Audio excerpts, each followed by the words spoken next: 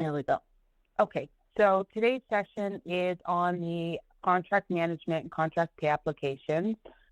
So today we're going to look at the contract requisition, the different schedules, the contract pay application, the reporting module, any Q&A, and training resources. Okay, so by the end of the session, you'll have a better understanding of how to create a contract requisition and how the contract pay application process works. Okay, so there are some prerequisites prior to creating a contract requisition that you need to be aware of. So there are some corporate functions where the contracts department uploads the corporate contract document templates into your project. So you can see some of the corporate schedules are A. Well, there's the A would be like the long form, short form, and then you have the different schedules, C, D, Q, I. And then in your project profile, you want to ensure that your schedules dates are in there, as well as in your companies and contacts module, you want to ensure that your subcontractors that you're going to be using have been added to your project in the companies and contacts module and any contacts. Also, SDI ratings are very important when you're issuing a contract. We'll get into that a little bit. And then we also you have to create a design document list, or Schedule B. So we have a design document module in Gate 3, and that's where we'll be creating that Schedule B. And then you also want to ensure that your costing, budget, and billing module have been set up, they're in order. So all this are prerequisites before you can continue. All right, so the first thing we're going to look at is the project profile. So you want to ensure that the project location and address is complete, that the key contacts like the primary consultant has been added, and you want to review the contract final construction date, the holdback percentage, and bill on date a month. So let's go in there. So I'll just that out, and I'm in the project already. So I'm just going to come over to project profile. Okay, so you want to take a look at the project information. So here's some general project information. Here's the project location address. So you just want to take a look and make sure that this information is correct. And then over here on the left-hand side, you want to navigate over to key contacts. And you want to see that the owner information has been added in this section as well. And then right here, contracts and financials. Okay, so here you have some information, schedules and dates. This is what you want to look at. And you want to ensure that the contract final construction date and final completion date are added in here, because this will be pulled into the contract requisition. Okay, so that those are some of the sections you want to take a look at in the project profile. All right, so this is in regards to the subcontractor default insurance. So if your contract if the contract you're going to be issuing is over $250,000, the subcontractor requires an SDI rating, okay? And we use Compass, so that is our subcontractor pre-qualification platform. So what you want to do is really take a look, go into companies and contacts, take a look at that company, and see if they have been rated, if their rating is expiring, just to ensure that you're not using someone that with an expired rating, because there are penalties to the project. So I'm just going to click on this link here. This will take me to the portal, the Gate 3 help. So I do have some information here on SDI. Okay, and then I just want to show you, if you go into the company, let me just expand this. if you go into the company and contacts module and you search for your company, so right now we did have this in our companies and contacts module. However, it's been moved temporarily because I think they're doing some work. So here you can see it gives you a status of not qualified, qualified with limits, the rating, and expiry.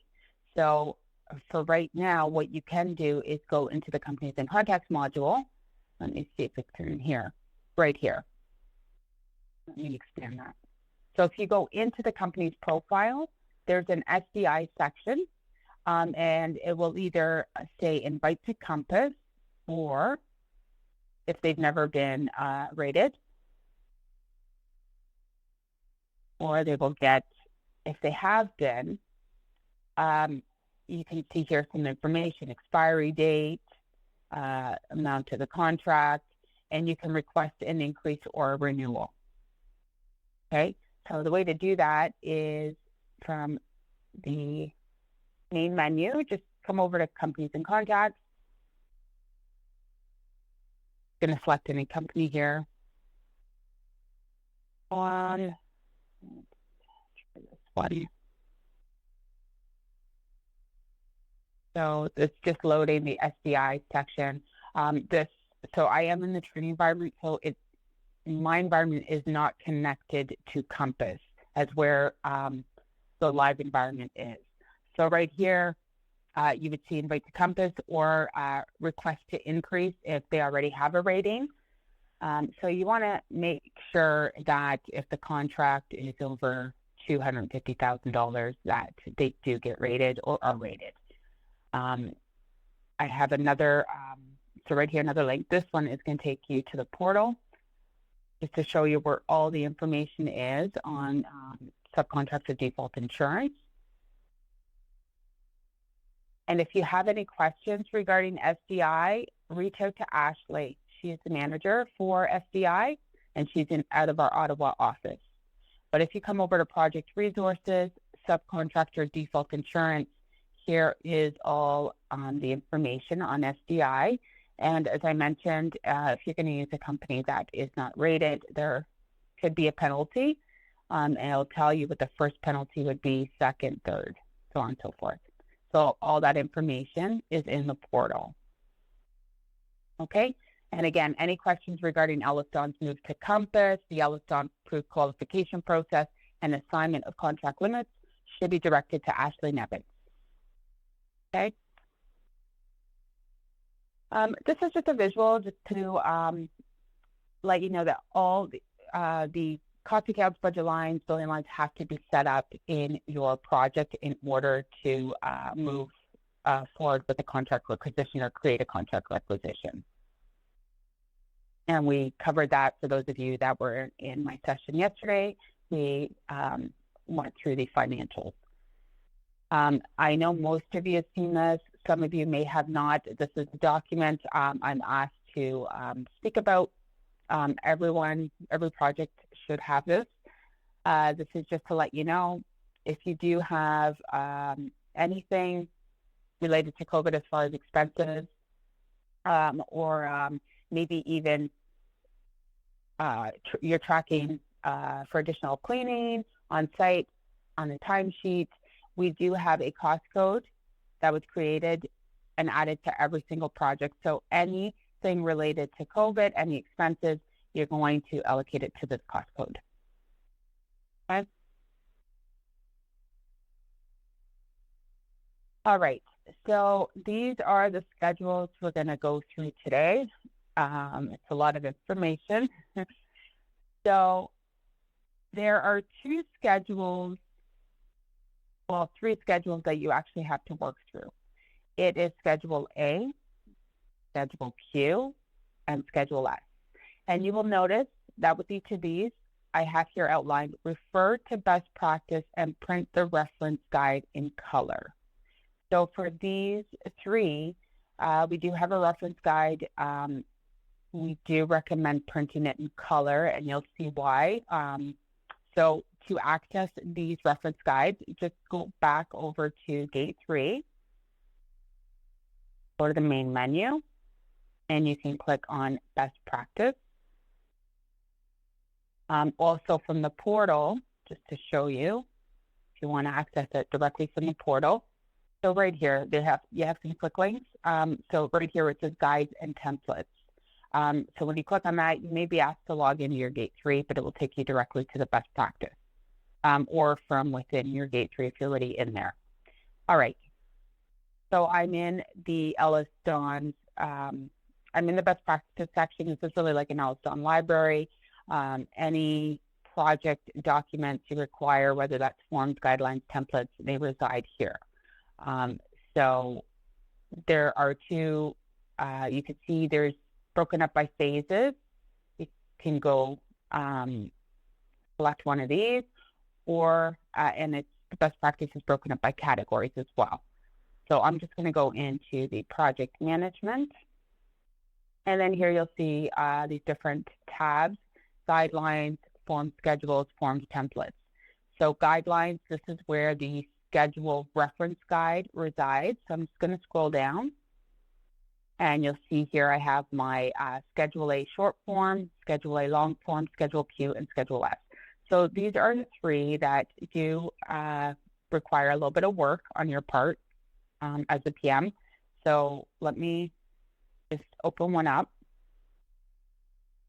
And I'm going to expand this. So we do recommend using the reference guide. I'm going to scroll down to show you.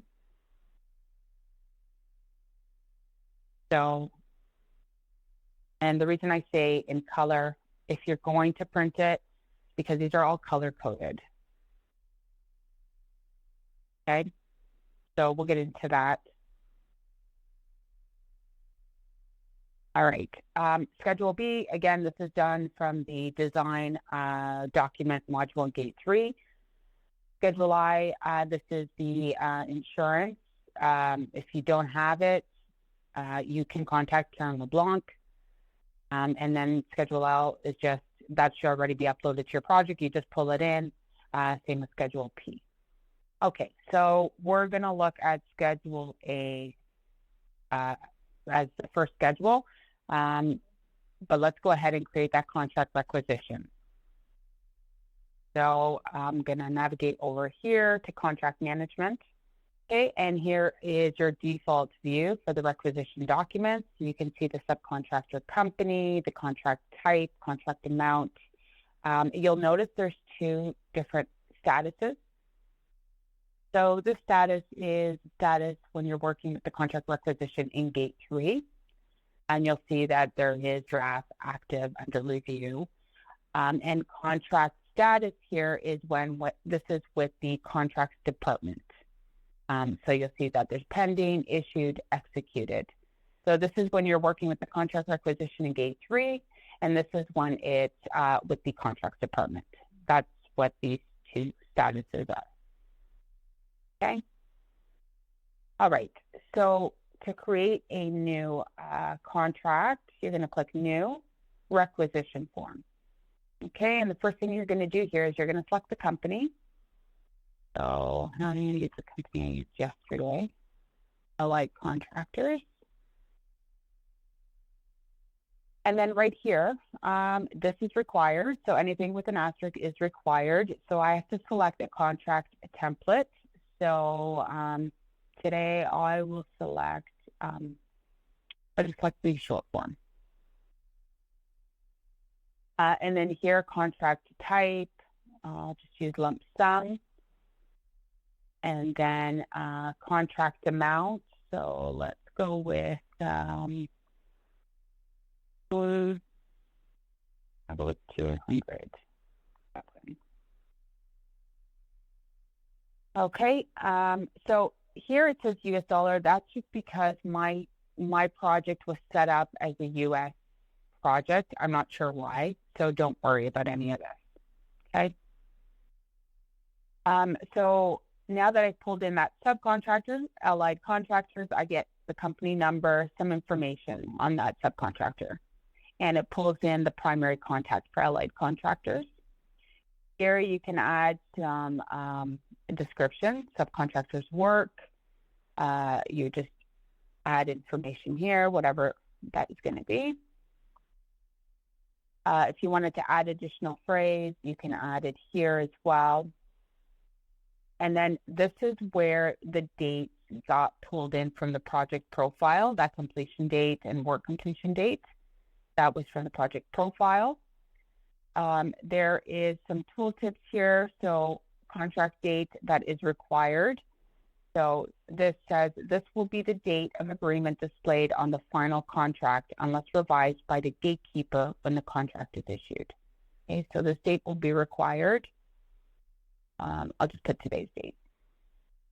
And then here you want to add the terms finalized with that contractor supplier and work commencement date.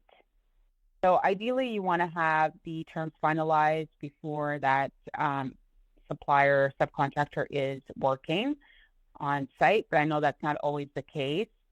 So let's put terms finalized today and commencement date Monday.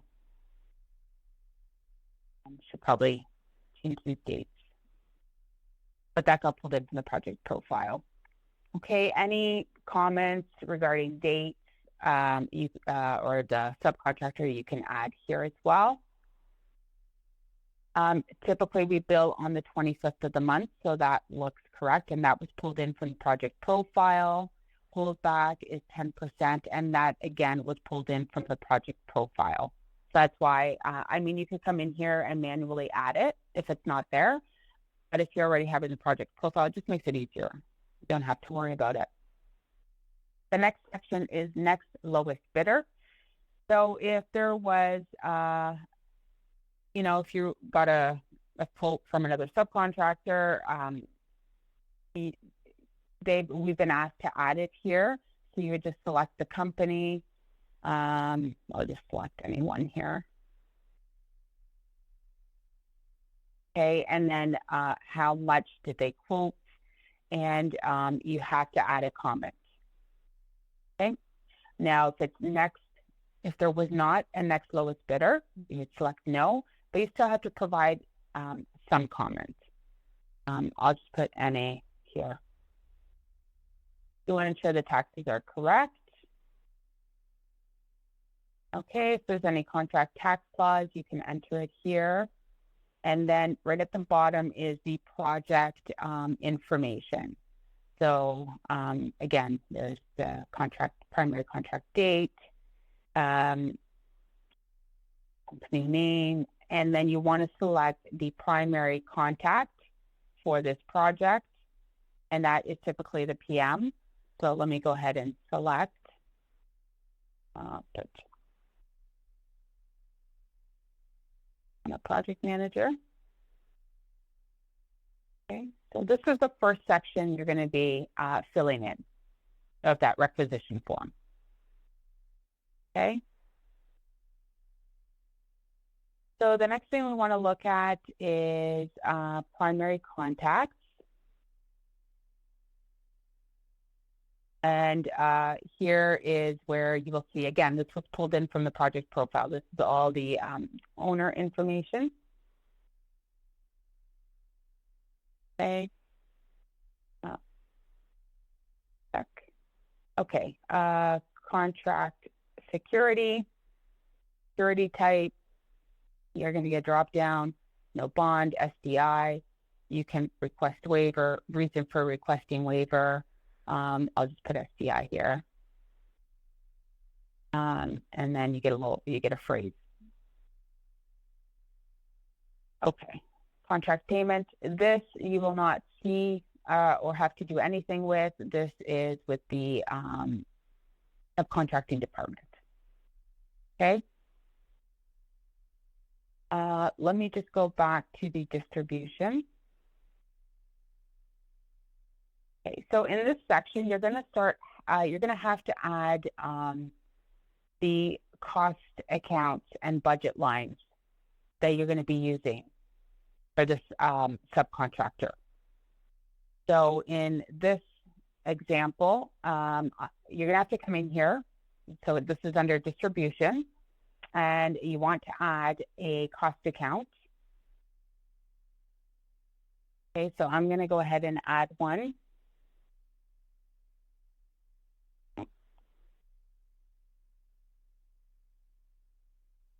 line, and there it is. So I'm going to go ahead and select this. This is like a shopping cart, so I have to click Add Cost Accounts here. It will appear here, and then I can pull it in. Okay, so now what I have to do is just adjust this. I'm going to put quantity 1, and I got a check mark. So that's what I want to see. I really want to see remaining distribution 0, so that looks good. The next section is the budget. I need to add a budget line. So let's go ahead and select a budget line. And right away, there is my budget line. The system knows that this budget line is linked to that cost account that I had selected.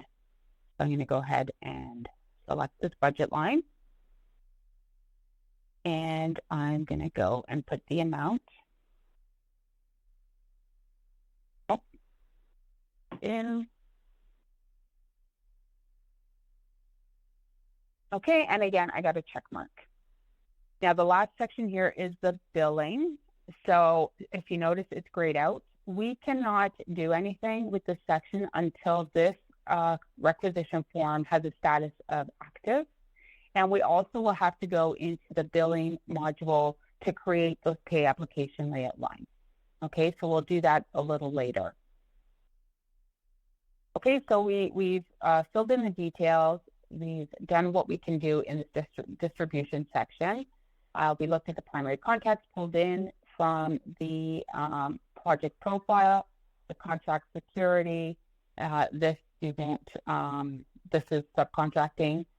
And now we're going to go over to the schedules. Okay, so here's the labels for all these schedules. So the first one we're going to work on is Schedule A. So let's go ahead and do that. So the first thing you want to do when you're in here is click Schedule A, or select Schedule. Okay, so I'm going to go ahead. I'm in the training environment, so you see many here, so let me select.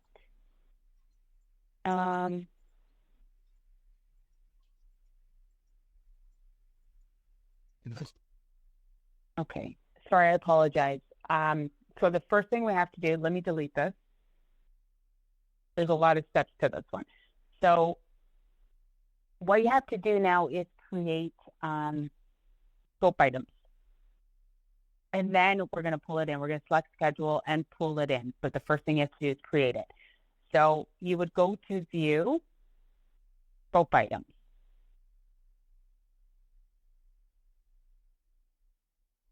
Okay, so here are all the CSI codes. So let's go to maybe these here.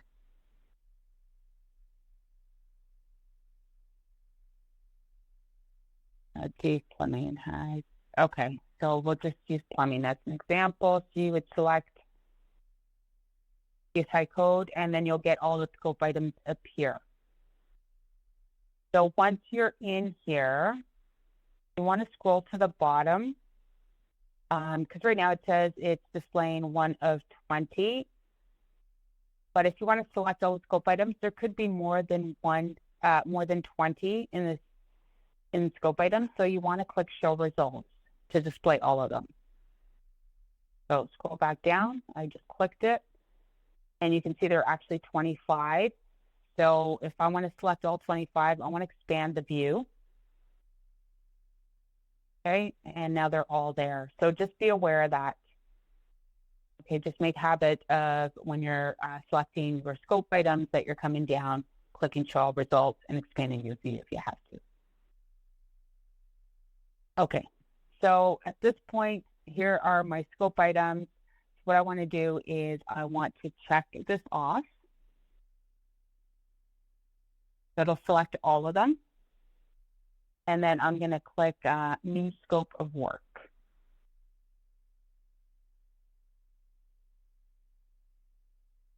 Okay, so it has pulled them in here.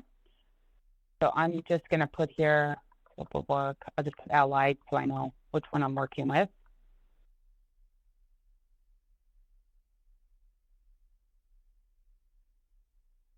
Okay, you could do this a couple different ways. So let me just pull this up. So right now, the title details, I put scope of work, allied contractors. Now, the first page that appears in your contract is numbered from 1 to 4.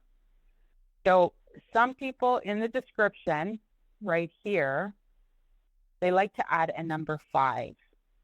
And I'll just show you why. Okay, so here's an example. Trade-specific requirement scope of work creating gate 3 will appear under section 4. Okay, schedule of values.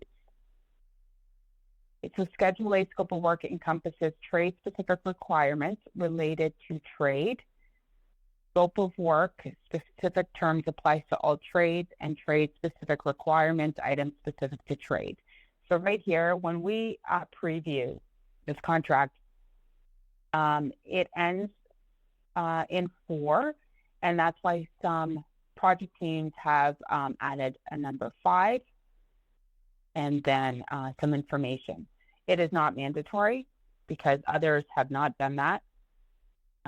So you could see from here, it goes from 4 and then goes right into the scope of work, trade-specific requirements. Okay, so let's go back. So I could put a 5 just to show you, and I'll just let me preview it. Now down here, you're going to work through the scope items. So this one I'm going to delete because it is blank. Okay. So if you wanted to edit this, you would click edit. And, you could, whatever it is that no later than 2 weeks, as an example. Okay, you would work through this. And then you can add sorting numbers. So maybe I'll make this 1. This one will drop to the bottom. I'll make this a 2.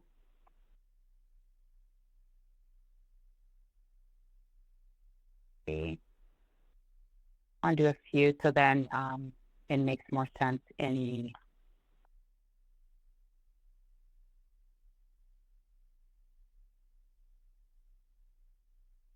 and I'll do one more.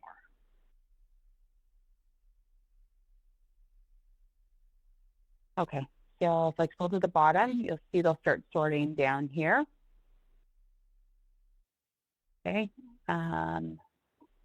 so we'll take a look at that in the contract once we create this. Okay, so when you're done creating your scope of work, you would go ahead and click Save. Okay, and we have saved it. So now we can come in here and click Select Schedule. Let's look for, and this is the one we created. I'm going to select that one and pull it in. I pulled it in. Now there is another way of creating scope items. I just want to show you quickly. So instead of going to View Scope Items, you would click New Scope of Work.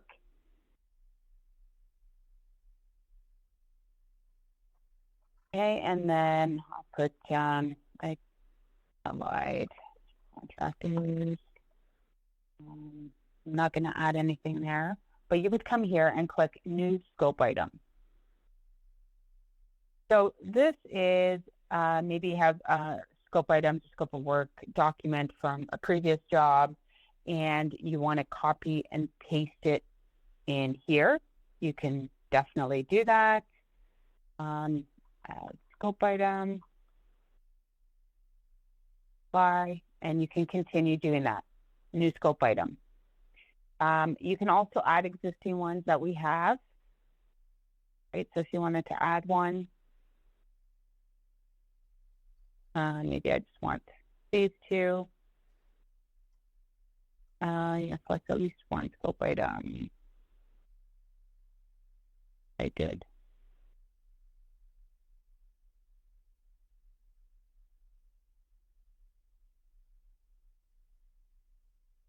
I don't know why it's not.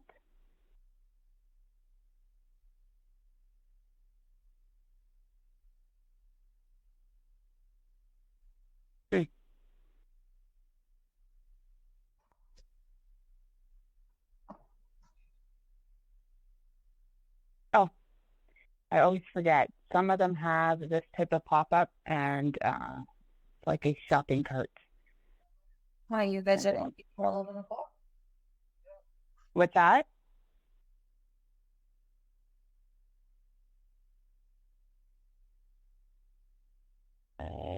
Add and apply. Okay, there it is. All right, so you can add, copy and paste your own scope items if you do it this way from new scope of work. If you have existing ones that you want to use, reuse. Although the best practice is using view scope items and pulling in the existing ones. Okay, so this is the other option. Can I ask a question? Yeah, go ahead. Okay. When you go to view and you create select existing scope items, who created those in the first place? So this is pulled in from a spreadsheet. So that's what I was trying to look for earlier. It is in our best practice. Here it is. So catalog of stipulations for trade-specific requirements. Give it a second. So this is exactly what we have in our gate 3. Okay, and I think this is at one time what people were using. So for example, if I come over to, I don't know, doors and frames and click on the plus sign, it opens up all the scope items.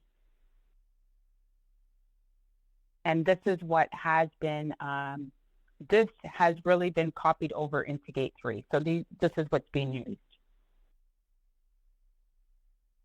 Because a lot of So time, that is, sorry, go ahead. Oh no, because a lot of time when we go up for tender, like we write our own scope specific scope of work document from previous projects, like using them as templates, right? Right. And I mean, a lot of it is probably integrate like from this information as well, but I just didn't know that this existed. Yeah, so this is our best practice. So is to go into gate 3 and use the view scope items. So it's all of this that was pulled into gate 3, copied over into gate 3. Now, I'm not saying you can't do it the way you've done it because a lot of projects do it. I'm just telling you how to do it in gate 3, right? Right. So, if the way you're doing it, it works, then right? I don't think there's a problem with that. And that's why I'm showing you that there is another option to doing it by copying and pasting your previous items that you've used into here. Right? Which is not really what we recommend, but I'm just showing you that there is another option. Right. Okay. Because normally the scope would be like drafted up at tender and then, modified afterwards, right? So. Right. Right. Okay. I'm just going to cancel this one out. Thank you. You're welcome. I'm going to cancel this one out because we already created one, but I just want to show you that you do have 2 options.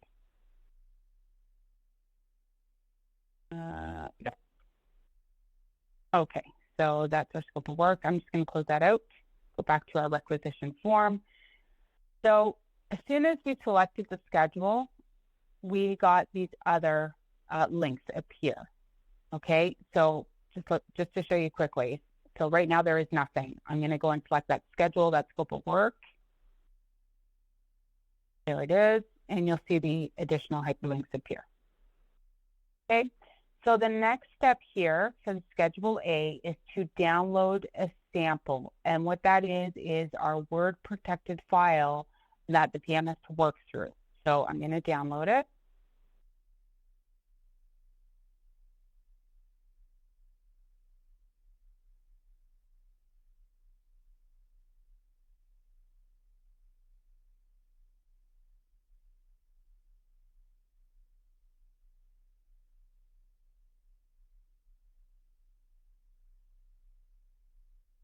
A second. Okay, so this is our Schedule A word protected file. So you have to enable content. And then if you see this view, you have to come to view, edit a document. So this is where you're going to use that reference guide. So I'll pull up the reference guide in a second. So let's see if I can make this a little bigger.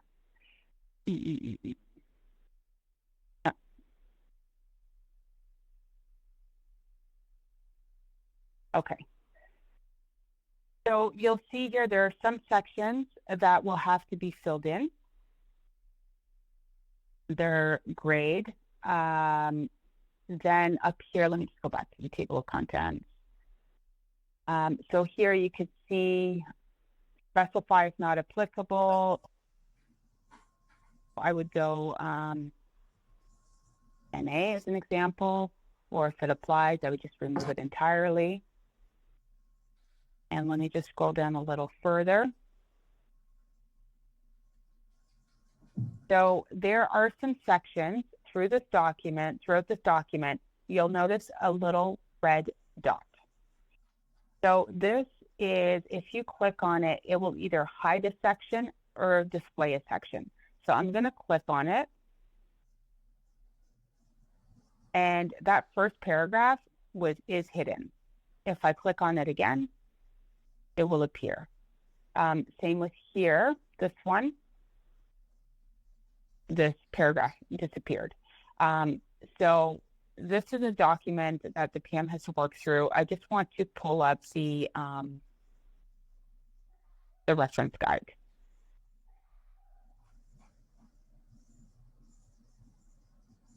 Okay. So this will tell you the steps that you have to work through for the Schedule A. So it'll tell you here, processing GT08 consists of several steps. First is the creation of the trade-specific requirement scope of work using scope items view within GT08, which is what we just did. Then it is downloading Schedule A short form subcontract template, because we're doing short form today, from either the contract requisition or the Ellis-John portal. Okay, so you can get the word protected file from the Ellis-John portal, but it's so much easier. As you can see, I just clicked download sample in gate 3 in that contract requisition, and it pulled up that word protected file. So that's this step. Now it's saying work through the download Schedule A short form subcontract file, which is what we're doing right now. And the next step is to save the Schedule A short form subcontract template as a PDF and upload that file into the contract requisition. Okay, so right now we're at this step working through the Schedule A, and then we're going to have to save it and save it as a PDF. Down here, this is the scope of work, scope items that we just completed. So it will give you step-by-step instructions on that as well in this reference guide. I want to show you the legend for the document itself, for the word protected file. So give me a sec. The legend, it's at the bottom.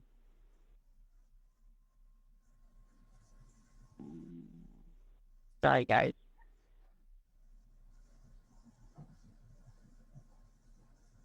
There it is. Legend for Schedule A guidelines. So you'll see in this reference guide, everything is color-coded. Make it easier. So anything highlighted in the blue is mandatory. Anything in green, applicable or not applicable, but no change in wording. So it might apply or not, but you wouldn't change the wording. Gray has to be filled out at the PM's discretion. Yellow would be like a comment or advice. So let's see. Yeah, comment or advice. And then here, again, as I was showing you, you double click to hide or display the section. So I do recommend working through this reference guide alongside the word protected file. And then let me just pull back the document. So you'll work through all of this, fill in the information. And then once you're done, you want to save this. You could, before you save it as a PDF, you could save it as a Word protected file, just in case you have to go back in and change anything. But in this case, I'm just going to click. Now, here there is Save as Adobe PDF, but I've been asked to let everybody know that if you're going to save it as PDF, to use the print function. Something about these affects the document. So I'm going to go and click Print. And then here is where you would select Adobe PDF. So even though it says print, it's going to save it as a PDF.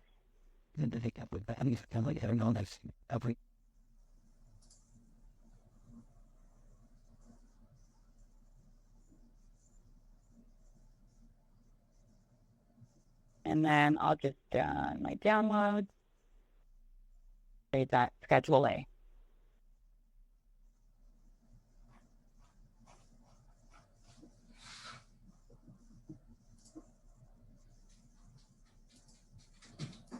Okay, so there it is. If I'd worked through all of it, it would look a little different, but you could see that the size changed. And so here is the PDF version. So now what we want to do is go back to gate 3.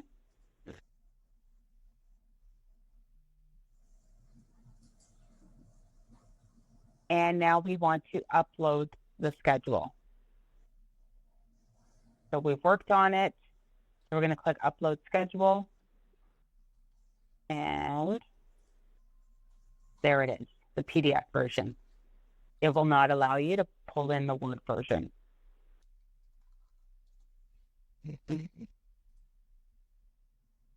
Okay, so that is Schedule A. So there are a few steps involved. Q and S are similar, just not as many steps. So you would still have to, so in this case for Q, select Schedule, should already be here. So you don't have to worry about creating anything. Same with Schedule S. Okay, and then you'll get a download sample.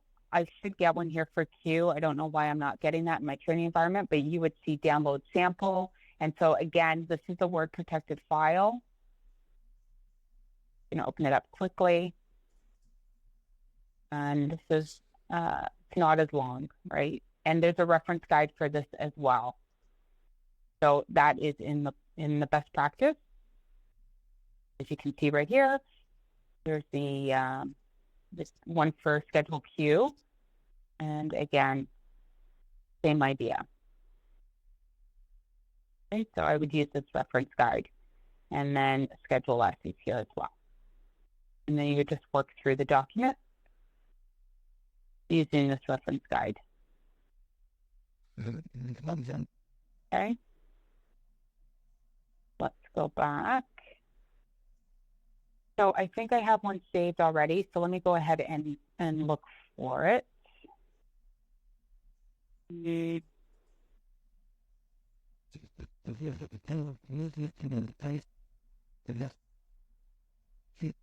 Oh, good. Okay. I know I have it. I have to save this one.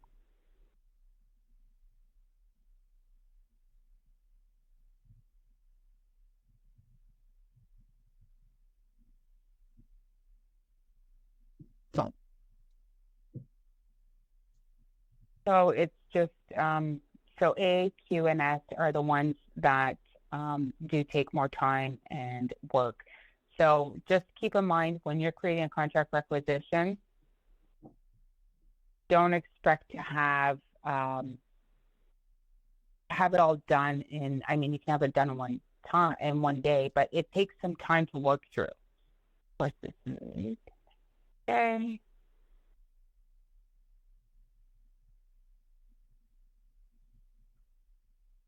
Okay. All right. And now I should be able to pull it in.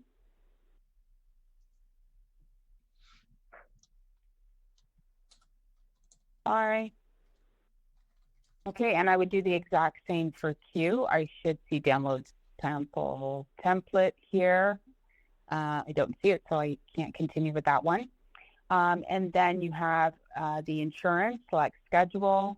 So if you don't see it, I don't see it here, but if you don't see it, contact Karen LeBlanc, and she can push that to your project. Let me see if I don't have that one either. And I'm just going to save as draft, and I'm going to come over to view contract document templates. This will tell me what contract document templates have been pushed to my project. So let's just go in there. So these are all of them. I see I here. I don't know. So if I don't see one of these templates in my contract requisition, what you can always do is come up here, click on Gate 3, so the home level, navigate over to Start, just loading.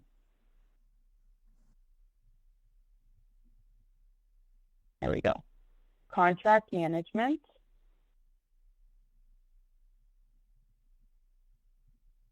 And then right here, contract document template. So this is at the overall level, right? This is not in your project. So these are all contract document templates in Gate 3.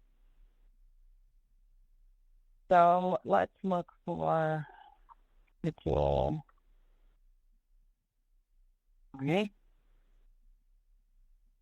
Okay, so this one says active. So I'm going to check it, and I'm going to click Add to Project, and I'm going to select my project. Okay. All right, so that should be pushed to my project. And let me check L. Okay, so I'm going to select this one and see if I can add it to my project. So now when I do go into my project, I should be able to see it.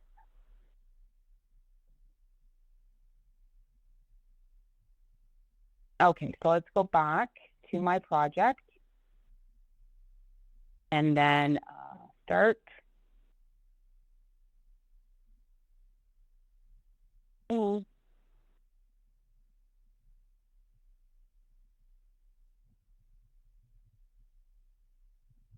What? And let's look for Allied. They want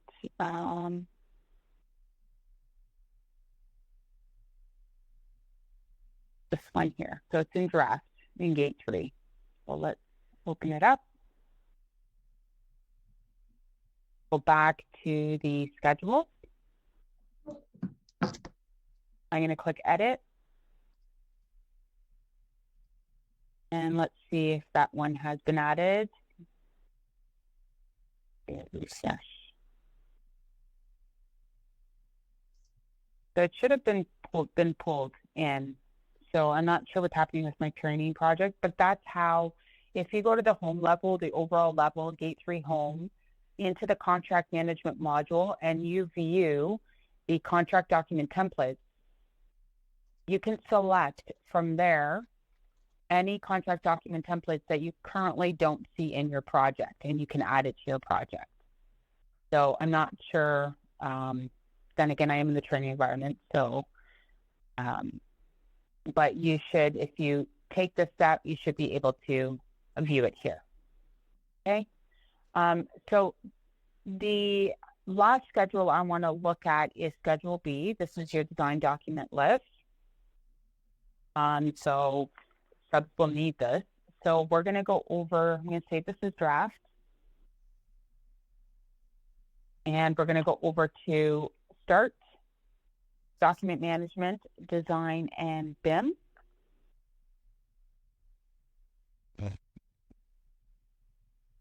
Okay, so now we're in the Design Documents module.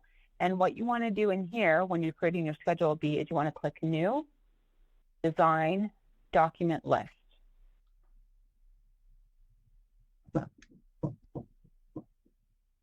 Okay, all right. So again, the sub requires it to fulfill their scope. So this is where you'll have drawings, project specs, plans, all of that in here. So I'm just going to put,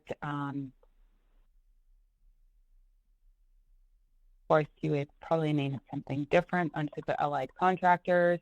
And then here you select the purpose. I'm going to select Schedule B. Any comments you want to add, you would do that right here. And now we're going to add the design documents we want to add to Schedule B. And so I will select these two. And I'll select these two. And I just want to show you that I am pulling in a superseded one because I want to show you what you can do when I do pull it in. I'm just making a note. Okay, so I'm going to pull it in. Okay, and right here, if you want to make sure that you pulled in the latest versions, you can do a check by selecting, by clicking this button.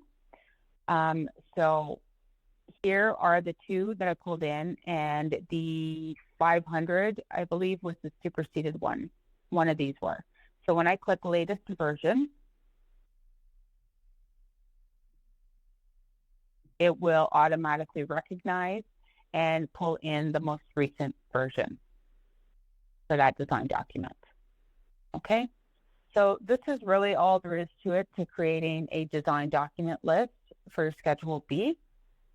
You know, you just enter the title, the purpose, you have a drop-down available, you add design documents, so you pull in the design documents, you can use the filter text boxes to search for them, and then you would pull it in. And then you can always click here just to make sure you have the latest version. And then once that's done, you just click Save. And then you're going to toggle back over to your contracts module.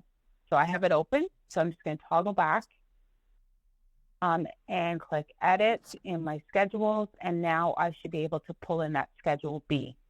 So I'm going to come over and click Schedule B. And I titled it Allied. And there it is. So I'm going to pull it in. Okay. And then these should already be there. All you have to do is, you know, select a schedule for E, L, P, and C. You would just select schedules. Okay, I don't have, mine doesn't have it, but that's all you would do. It's A, Q, and S that has more steps involved, takes a little more time. And then Schedule B, you have to create in the Design and BIM module in Gate 3. Okay, and put that document list together. Is there any questions on this? Sorry. Only if any new projects starting after February of this year, these schedules are going to be a little different. So let me see if I can show you here.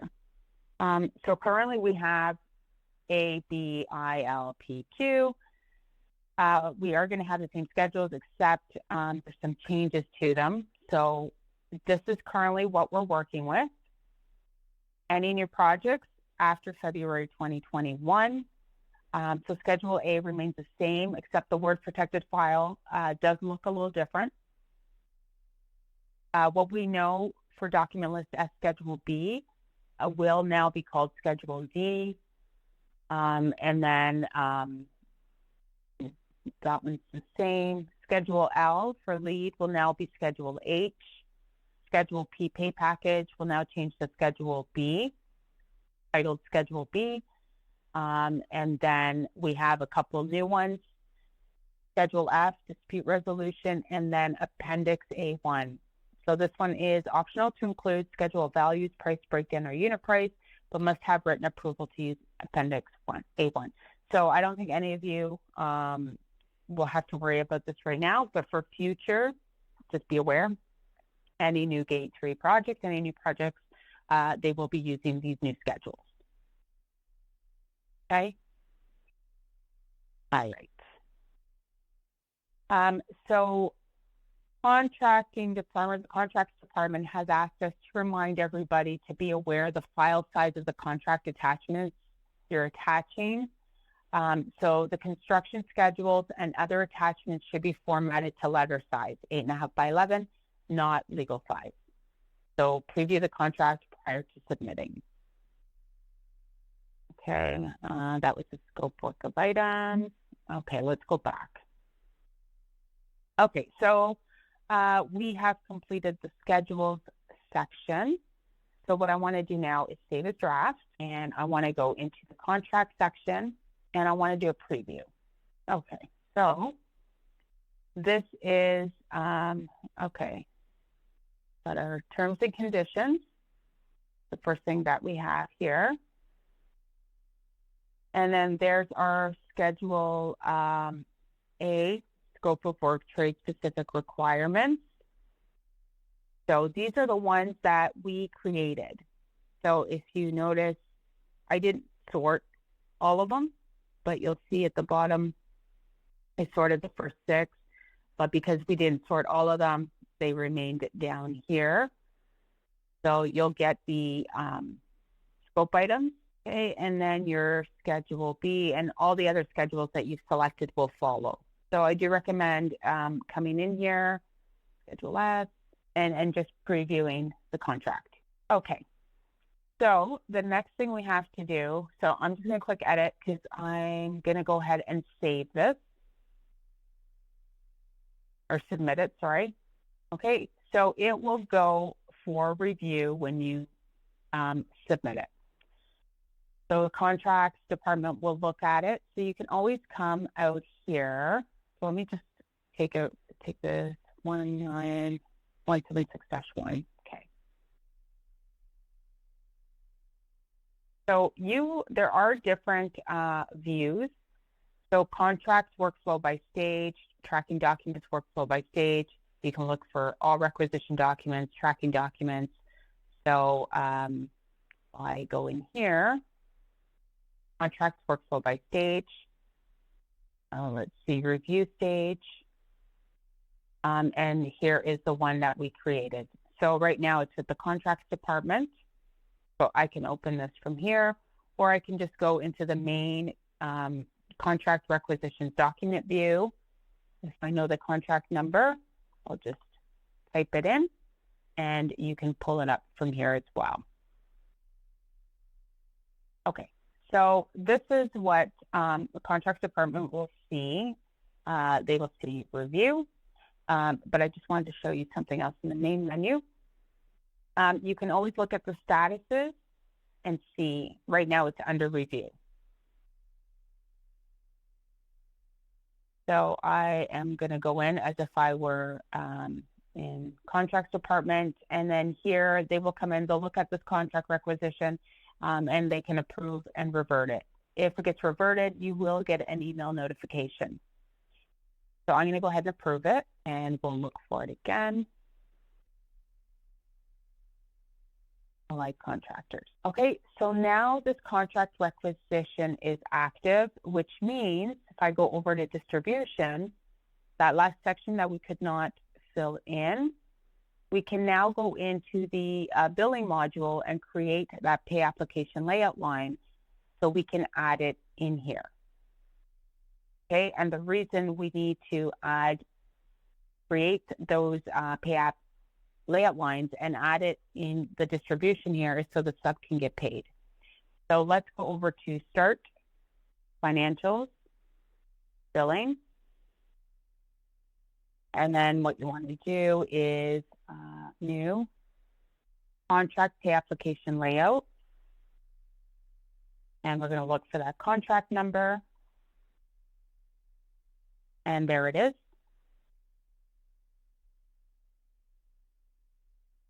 Okay, so this is the sub cell or template for their billing. This is the contract pay application layout. So I'll just put, I'll just put main billing, or you can put monthly billing or invoice, whatever it is. Okay, that is fine. Payment terms. So here we typically pay, Ellis Johnson pays 45 days. That is our standard. And there you see project information, Eastern Fair, the requisition number, LI contractors. Okay, and then make sure the tax is correct. That one. Okay, and then we're going to navigate over to contacts. And we want to add a subcontact. So here you would click add contact. And if it's allied, and they have two contacts, so I'll just pick Bob. And contact type, you'll get a drop down, and in this case, it's subcontractor. And is this my billing contact, yes or no? So I'll put yes, and you can only have one billing contact. Okay, so I could add another contact. Could add Miriam. And subcontractor, billing contact would have to be no, and then apply. Okay, and then we come over to retainage, 10%, that's what you want to see, collected on total, retainage level total, tax collected, tax retainage released is on collected. And then pay application layout line. So this is where you're going to have to create that billing line. So you're going to click add pay application layout line. So this is the billing line that we're going to create that we're going to pull into that contract requisition. Okay, so the number is going to be very similar or the same to what I have here. So I'm going to use this one. Yep. Oh. Go back over to the billing number. Okay. And then that'll. Okay, so as soon as I added the number and name, I got this action, show details. So you have to click on that. And then add the cost account and budget line associated to this billing line. So these two buttons do the exact same thing. I don't know why there's two of them, but you just click add line. And we're going to look for that cost code to associate that billing line. 50550. That was this one here. Okay, and then the next thing you want to do is check the box and select and assign a budget line as well.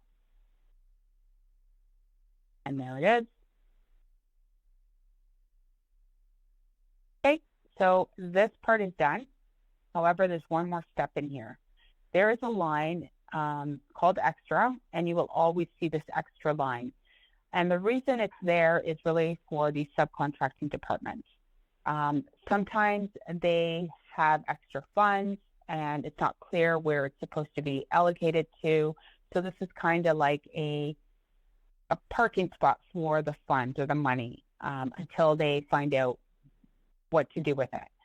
So you still have to come in here and do the exact same thing that you did for this one. You have to assign a cost account and assign a budget line. And I would just assign the exact same cost account and budget line for this extra line. So again, I'm going to click show details. And I'm going to assign the same cost account for that.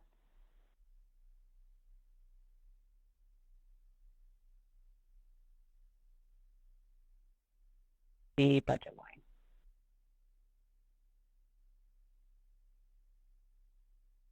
Okay, so we have assigned a cost account budget line to both lines. So at this point, we're good. We can go ahead and save this. Okay, so now I'm going to toggle back to the contract. And now that if I click edit,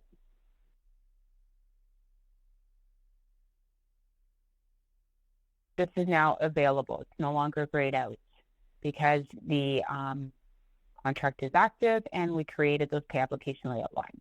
So I'm going to click on it and pull that in. So there it is. Okay, and then the only thing I have to do here is I have to click edit. And then again, add the amount, I think it's 200,000, and apply.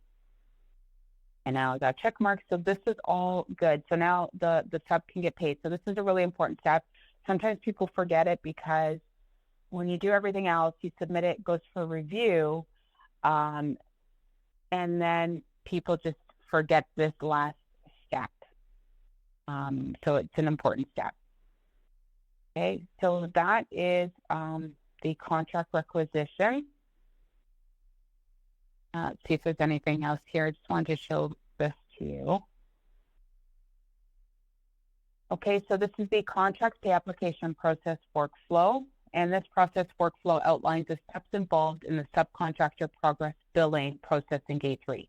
So the first step is create a contract application layout, which is what we just did. So once the contract requisition is approved and the contract is issued, the project manager is required to create a contract pay application layout.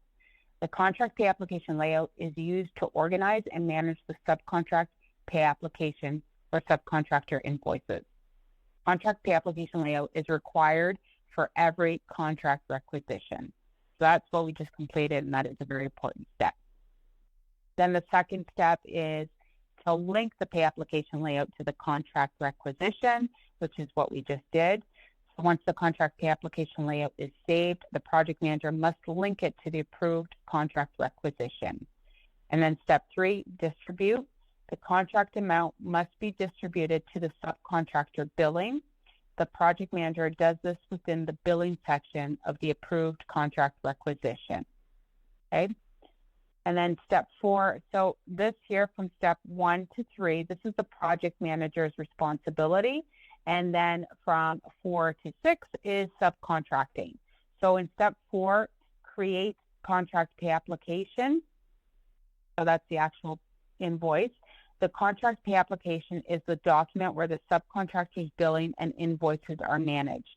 The subcontracting department creates and manages the monthly subcontractor billings with the guidance and discretion of the project manager. And then the last step is create a payment request group and process payments. So the subcontracting department generates a payment request group report on a monthly basis and sends the PDF to the project manager to review. And once the project manager has signed off and approved it, the subcontracting department is responsible to process payment to the subcontractor. So this is the process workflow. Any questions?